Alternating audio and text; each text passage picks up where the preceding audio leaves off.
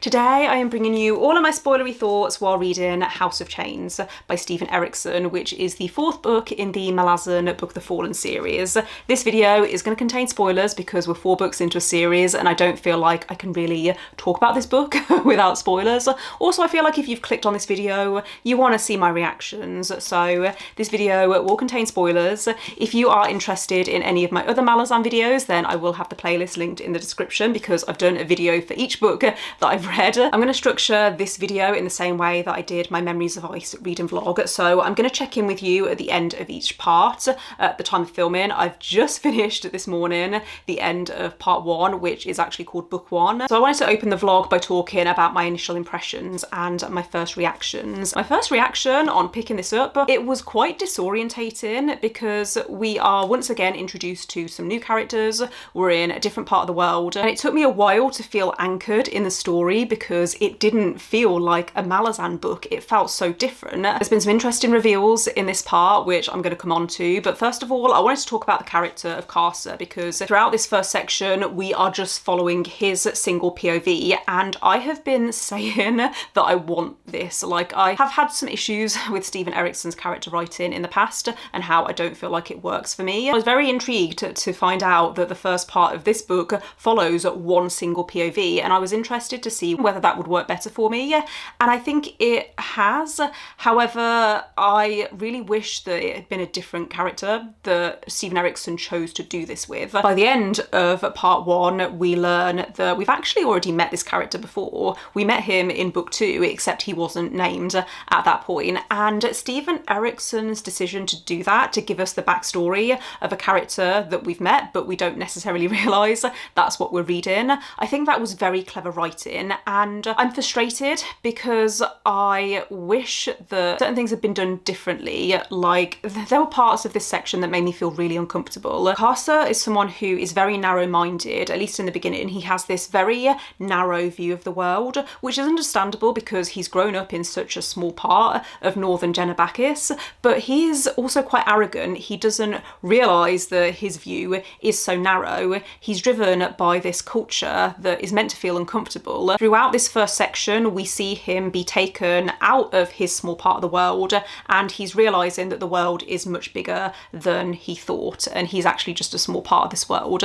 I feel like that character arc could have been written without him also being a rapist. That's just my personal opinion. That's the main issue that I had with this first section. However, because I'm buddy reading this with my partner, I've spoken to him about it, and I know that this is now going to be a continuation of Dead House Gates book 2 in the series. I'm a lot more excited for this next 75%, so I'm glad that I pushed through because there was a point where I thought, do I actually want to read this? Is this something that I'm interested in? I feel like now we're going to be following different characters. It's going to feel more like MALAZAN. So those were my initial impressions. In terms of the reveals in this, I have made a list because so many connections to book 2 in particular. When Carcer and what's his name? His last name is Nom. There's a point where they get pulled into the same broken warren as the first book, not the first book, the second book, and we see them on this boat where they kill these Tistadeur. It was such a satisfying moment because that whole section in book 2 was very confusing, but now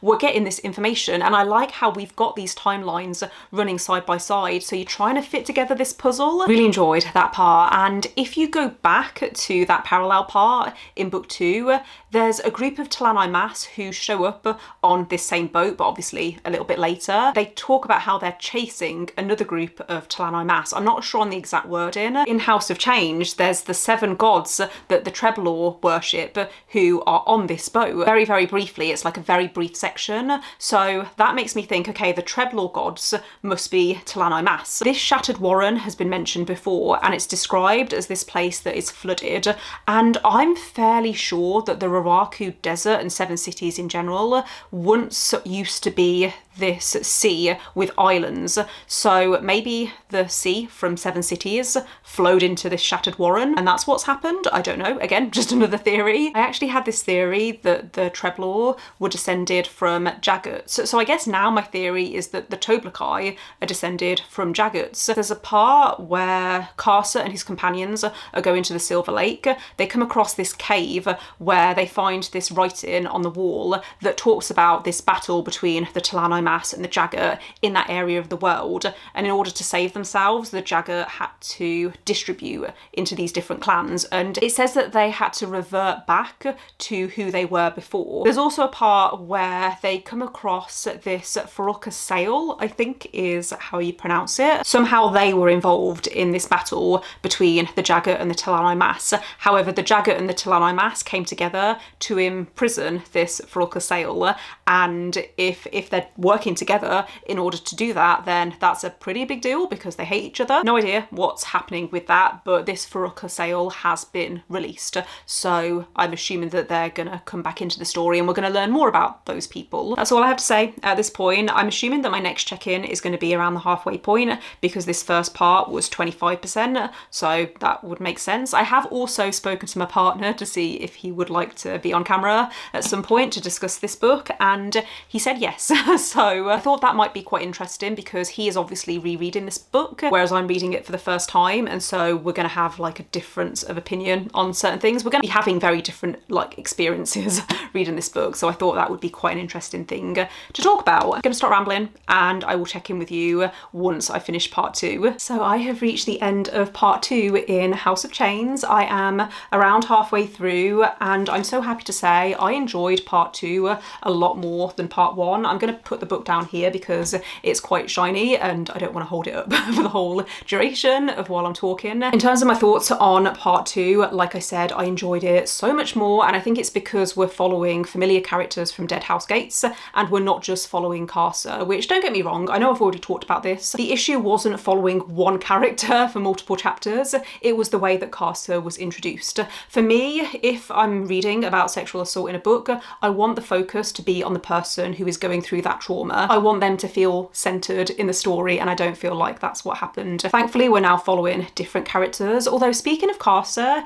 he does feel very different. I don't know whether it's because we've had this time jump, and I'm going to be honest, I wasn't paying that much attention to his character in Dead House Gates, so I don't know whether he went through subtle character development in that book, and because we're reading about his character out of order, whether that's why it feels jarring to me, but it seemed like we went from the end of part 1, where his mindset is starting to change, to now, and it just feels like a lot has changed, and I have found that a little bit jarring. Within the chapters set within the Whirlwind and Shaik's camp, there's been a lot of imagery to do with snakes and serpents, and I don't know whether that's a metaphor and it's foreshadowing for some sort of betrayal that's going to be coming. Everyone seems to have their own motivations. For example, Casa, I don't know whether we fully understand his motivations. Leomund, for example, doesn't seem to have any kind of faith, and Felison, or Shaik I should call her now, has recognised that. Corbelow Dom, we know, is trying to get back in good favour with Lysine, so that whole camp feels very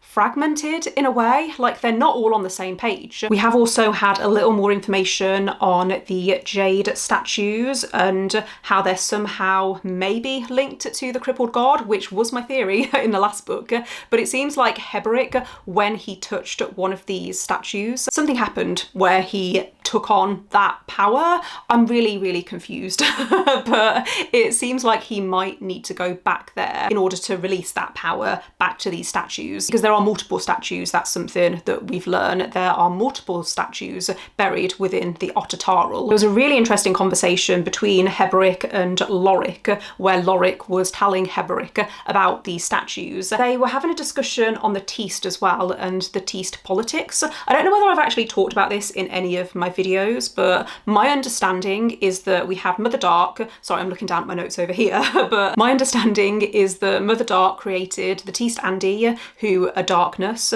the Teast Adur, who are shadow, and the Teast Leosin, who are light, and we have met the Teast Leosin now. I don't think we had in previous books, that only been vaguely mentioned. When Loric was talking to Heberic, he was trying to raise a warning of the Teast meddling in human affairs. However, Heberic has has kind of presented this other argument that maybe it's the other way round. And there was a moment where Heberic had this whispering suspicion that he dismisses. I think this links into some stuff that happened in the previous chapter to do with Trull, who's a Tistadeur, and Onrak. I feel like I'm going all over the place here, but to go off on a tangent, Onrak is chasing these renegade Talan Imas in the Shattered Warren, which we know is called the Nascent, and we know it's the Tistadeur Warren. Trull, we met in the prologue, and he was shorn. He was outcast by his brothers, as he calls them, because he accused one of them of betraying them, and they in turn saw that as a betrayal. And he talked about how they were being controlled and how they were being manipulated and corrupted, and I'm going to assume that that's the crippled god, because who else would it be? I mean, the book is called House of Chains. I think he's using the Tistadeur to try and get the true throne of shadow. I think the crippled god is also somehow controlling, or is somehow linked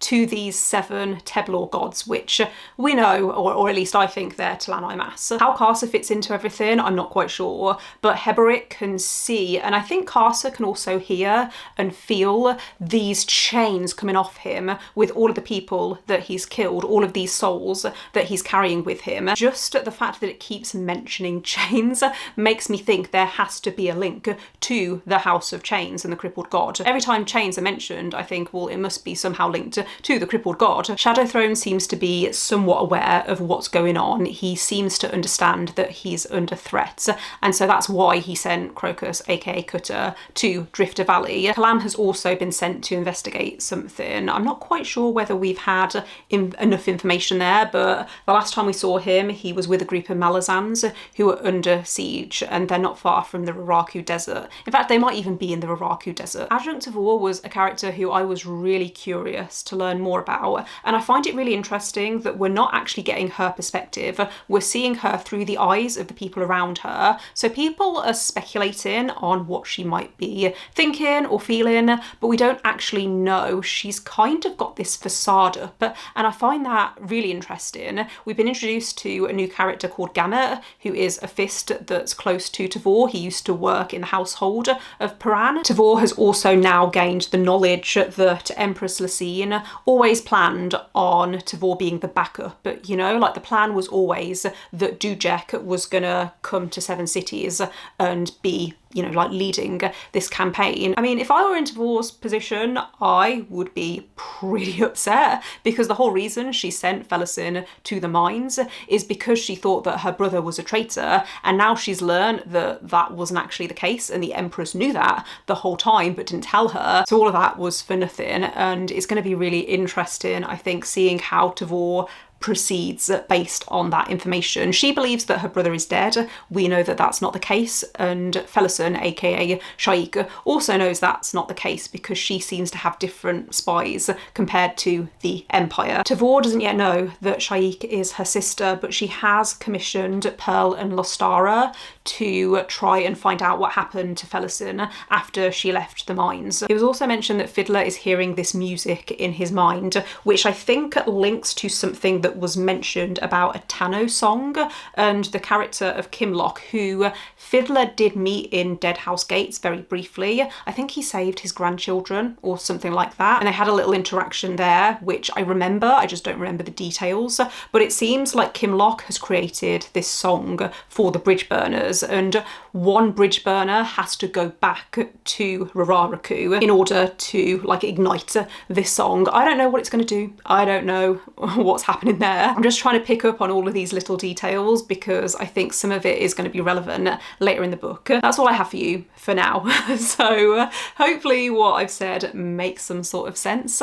Like I said, I have enjoyed this second part much more than part 1, and especially for me, what I love about this series is learning more about the world and trying to fit together the pieces of the puzzle, and I feel like we got a lot of information in that second part, but it's information it's kind of linked to stuff that we've already learned. Like, for example, all of the stuff with the Tistadeur and just the Tist in general, so interesting. Really want to go back to those perspectives to follow that train of thought and learn what's happening there. But yeah, I'm going to stop rambling and I will check in with you once I'm at the end of part 3. So I have reached the end of part 3 in House of Chains. I have my notes ready because we have a lot to talk about.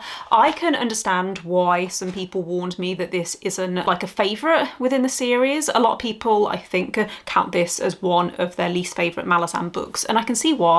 Because compared to books 2 and 3, what is the plot in this? Like, it doesn't have a solid plot that we're focusing on. You could say that it's the build-up to this confrontation between Shaik and the adjunct, the Whirlwind versus the Malazans, but we haven't really had that many chapters that have really focused on that. Maybe a little bit in part 2. I do still like Fiddler's perspective, like he's one of my favourite characters. I loved him in book 2. I'm very nervous that he's going to die because there was a point where basically the Malazan army, most of the recruits aren't very experienced, but you do have these veterans like Fiddler and also Gesler and Stormy. There's a point where Fiddler was thinking about how he's done with the soldier life, and I think it was Gesler who pointed out to him, are you really feeling that, or are you only thinking that because you don't like being responsible for these newbies? And Fiddler didn't really like that. He was kind of like not happy with, I guess, being put on the spot like that and being confronted with what he's actually feeling. So there's been some good moments with the Malazan army. I feel like I'm actually more invested with the side plots. We are going off on so many tangents, and I've written down some stuff that I found interesting. So in my last update, I lost my train of thought for a moment because I was getting distracted by other stuff. There's so much going on in this book, but I was talking about Lorik and how I thought he must in some way be connected to the Teast because of the way that Heberic reacted to Lorik's interest in the Teast politics. And I think it's now been confirmed that he's Osric's son. So Osric is the god that the Teast Leozen worship. There was a part in the Nason where the Talaimas and the Leozen were performing this ritual, I think to get out of the Nason, but something happened instead and I'm really confused what happened there. But I think it resulted in the protector of the Tist Leozen Warren was somehow killed. Leozen felt betrayed and upset about something, but yeah, I was really confused about that part. And then right at the end of the last chapter that I read in Carcer's POV, we get a little bit of insight into the Shattered Warren, which we know is the Tistadur Warren. There was an Azath house in the Jag Odin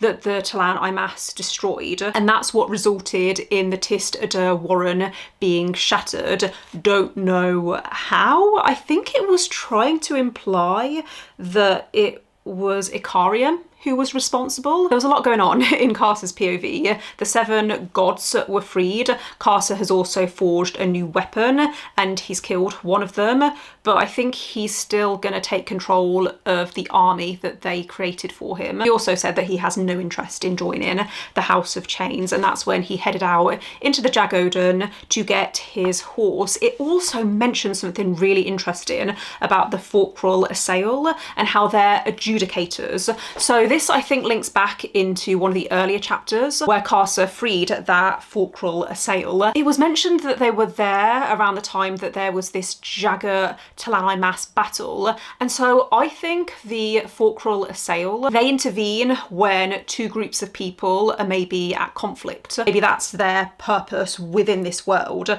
but either way, I don't think many people like them. Another character we've been introduced to is Traveller, who I think is a new character. I don't believe we've met this person before, but it was mentioned that it was never just Kellenvad and Dancer. Traveller was also part of this trio. The Talons are plotting something as well. There's been some really interesting stuff, but it's all like little things, and I don't know how it's going to build into the wider picture yet. I feel like we've been setting up a lot of stuff for later books, but it's been mentioned that the Talons are plotting something, and Cutter and Aspelar are now on their way to 7 cities because Cotillion thinks that he's worked out who's behind behind this Talon plot. The most random thing that has happened in this section is Pearl and Lestara coming across this Ottertarl dragon. So they're in the Imperial Warren and they come across this dragon that seems to be contained within its own warren. I don't know where it's come from, what it's doing there, but they're thinking about how if this dragon is ever released,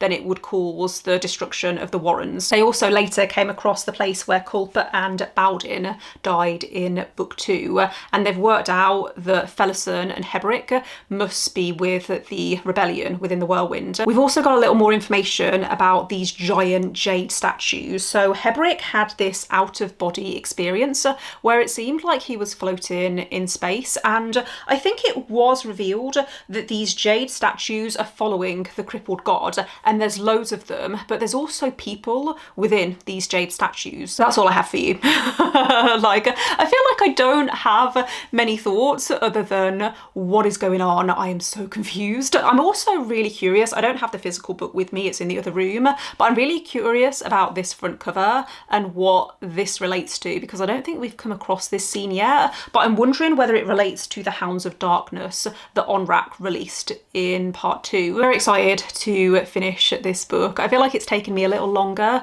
than I was expecting, but I haven't found any part has really dragged, apart from maybe that first part with Carcer where I was struggling. I've spoken about this before, but my favourite part of reading this series is trying to piece together all of these puzzle pieces, and I feel like we've got more questions raised in this book than answers. But yeah, I'm very excited to see how this wraps up. I have finished reading House of Chains. I finished this a few days ago. I decided to take a few days just to process my thoughts and think about what I wanted to say, because I really liked this. In terms of where I would rank it, I would put it above Gardens of the Moon, but below Dead House Gates and Memories of Ice. And I think that's only because Dead House Gates and Memories of Ice were really good. Compared to Gardens of the Moon, in Gardens of the Moon, lots of stuff was being introduced and I didn't feel like I cared yet because it was the first book in a series.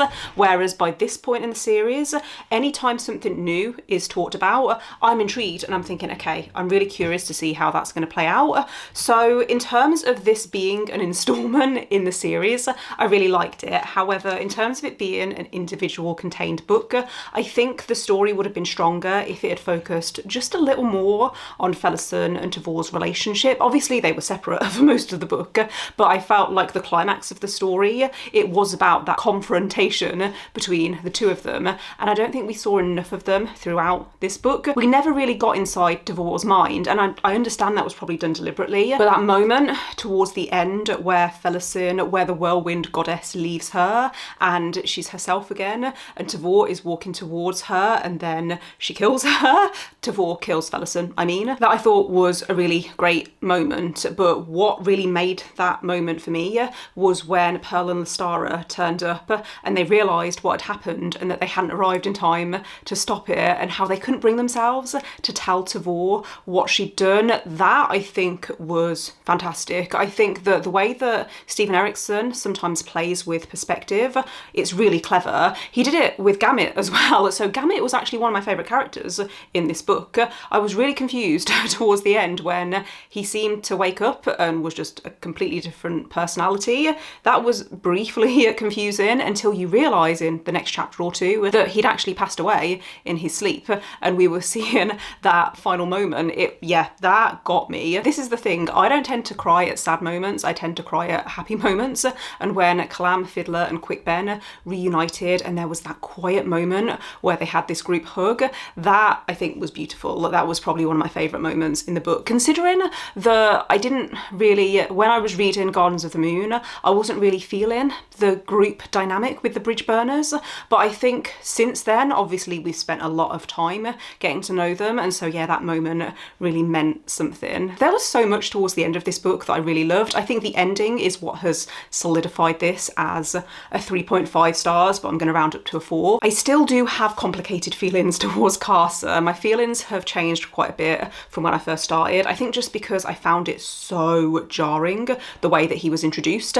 However, now that I've got to the end of the book, I feel like I have a better idea of what Stephen Erikson's plan is with Carcer, or what his intention is, because I was very nervous that we were going to get a redemption arc, and in my opinion, some of the stuff that Carcer did in the first part, it's unforgivable. So that made me feel really uncomfortable. Actually, now that I've got to the end of the book, I don't think that is actually the intention, because we see at the end of the book, Carter goes on this rampage and he's not apologetic or repentful or showing any kind of regret for his actions in the past. Maybe his mindset has changed a little bit, and we see that when he says to the MALAZAN army that he no longer considers them his enemy. I don't feel like he is someone that we are meant to root for. I don't know whether that's just me, but that's just my perception of his character. I feel like he is someone that we are just meant to observe. We've been introduced to this character who has done stuff that is unforgivable, and he is now a player in this game. That's the way that I'm kind of thinking of it. Whenever an author makes me feel uncomfortable, I always try to understand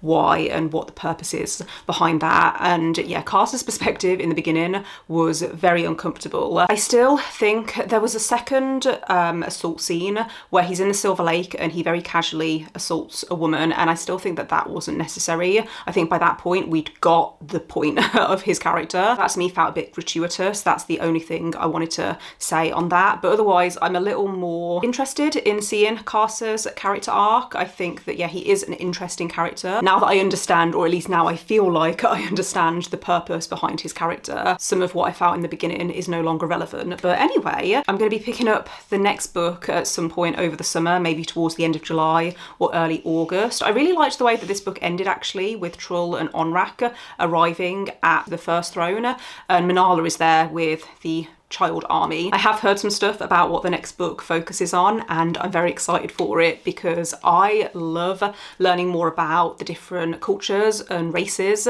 within this MALAZAN world. That's my favourite thing about it, as well as fitting together the puzzle. So yeah, thank you for watching this vlog. If you've made it this far, let me know in the comments any of your thoughts and feelings on House of Chains, especially if you've completed the MALAZAN series. Is this one of your least favourite? I am going to be doing a discussion with my partner because he is rereading the series and I'm obviously reading it for the first time. So a video should be coming soon where we're going to be discussing this with spoilers again, so look out for that. But yeah, otherwise, thanks again for watching. Don't forget to give this video a thumbs up if you enjoyed it. Click subscribe if you'd like to see more videos from me. But otherwise, I will see you next time. Bye.